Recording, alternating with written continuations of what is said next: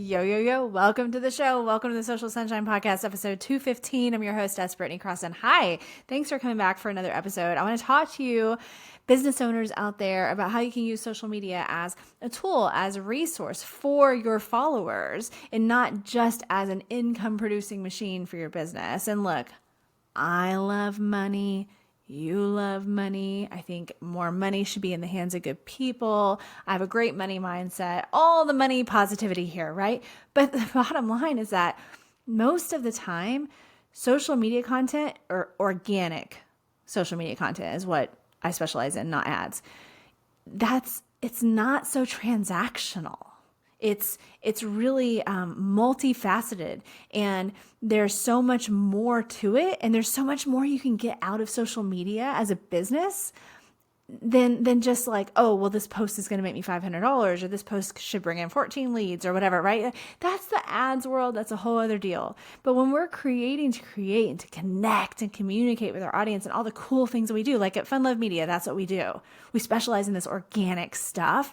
We have to remember all the cool perks to social media. And it's not just about, did it make me money? Did it make me money? It supports your business, and it supports your overall machine, your overall marketing machine, your communication machine, all the things.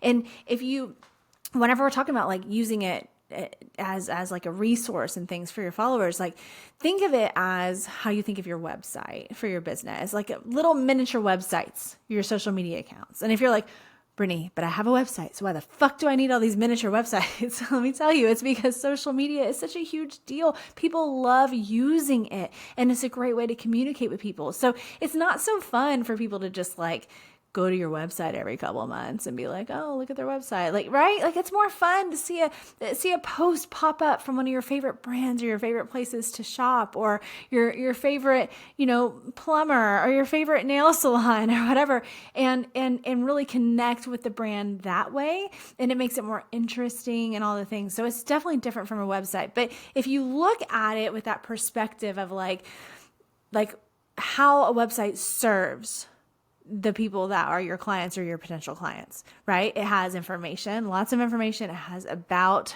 you and your team, why you started the business, whatever you share on that. It has like previous things you've worked on, your portfolio, and so on. It shows your services, what you can provide, how you can help them. It has tons of information on it. Well, let's say, for example, you are a plumber, a plumbing business, and you have Instagram, and you want to take this approach that I'm talking about and use social media as like a resource for your clients and your customers. So you're going to make sure and create content that's educational. Say, look, and I am not an expert on plumbing, but I'm just, as the first example that came to my mind. So say that like people really only call you to come help them whenever there's a problem, right? Or maybe if somebody's super disciplined, they call you once a year to come check all the shit or something. Check all the shit. Plumber shit. Sorry. Oh my God. Okay. Let's just pause. Let's just pause for a second. That was a dad joke and a half, or mom joke, whatever you want to call it. All right. Moving on. So they only call you for certain things, right? You're not in constant communication with these clients. It's not like a monthly thing. You're not seeing them all the time. So in between, you want to have these resources and be helpful and be valuable to them. So they'll keep coming back to you when they do need you later. And so, for example, you could go in and you could create content about how to prepare your pipes for a freeze, or how to check if you have a leak under your faucet. Or again, I'm sorry, these examples are a little cheesy, but you have this information. Maybe you make a little video, and you have a little carousel slideshow thing that shows like the images of how to go and check under the sink and stuff like that, right? You have information on just what you want to provide for them, so how they can just kind of like check on things and see if they need to call you or not.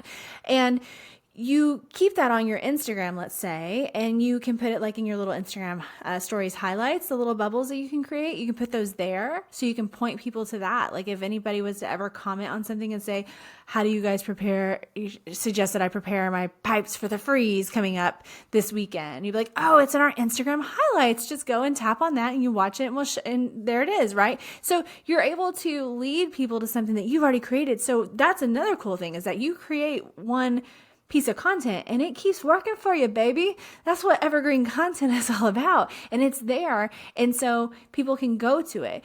And basically this kind of content becomes a part of your kind of like social media rotation, your flow, right? So you're going to have some social media posts that are more time sensitive, that because you have a special offer happening or a certain holiday or, something like that, right? That is time sensitive. But then you also have this stuff like this, that's not, and it's evergreen, and you can put it in the highlights. You can pin it to the top of the post and the profile. In fact, I think all of the major social media, platforms have that ability now to like pin things or feature certain pieces of content and keep it at the top, so it's really easy for people to find. And then you're really taking it to the next level of like providing that value, where somebody could really go to your social accounts and say they haven't hired you in 9 months, but they still keep in touch with you because they know that you're going to be providing this value. It's a resource. You're giving them these tools and things that they need to have while they're not working with you. And to me, that's just, it's worth its weight in gold, really, because what happens is, while this approach isn't about using social media as like this money-making machine, you end up making fucking money. Because you were valuable to people, you kept providing good content that was actually helpful and not just fluff and dumb shit. And they're going to remember that. They're going to, use the content. They're going to go and they're going to be like, oh, they told me how to prepare my pipes. How great and valuable was that? And they're going to actually use it. But then they're also going to have that in mind when they need you later. And to me, that is just one of the coolest things about social media. If you have, a hair salon and you want to have education on how to upkeep your hair in between appointments, that kind of thing. If anything like that, where you can kind of help educate and support the client while they're out there, like in the wild of the world, and they're not with you under your care at that moment. Great. You could be a nutritionist, and you could have certain categories of content that you've created, that supports different things. Like these are favorite foods of my clients that wanted to eat more protein. So here's some examples of what they do in their meals or whatever. Again, sorry, I'm not a nutritionist, but just an example. And you might have examples of these meals that your clients have their kind of go-tos for like high protein meals, right? And then you have this in a post, and then you save it, you pin it to the top of your profile, and so on and so forth. And you can refer people to that. So not only are they going to see it whenever you post it at that time, which is great, or if they're just poking around your account, they can find it, but you can actually lead people there. If you get a question and you actually already made the content, it's like, oh, it feels so good. You're like, actually, I have an episode of the Social Sunshine podcast about that. Why don't you go and listen to episode 194, and it's going to tell you all about it. Like, it's just such a good feeling to know that you created something like that you can keep using and that keeps providing value time and time and time again.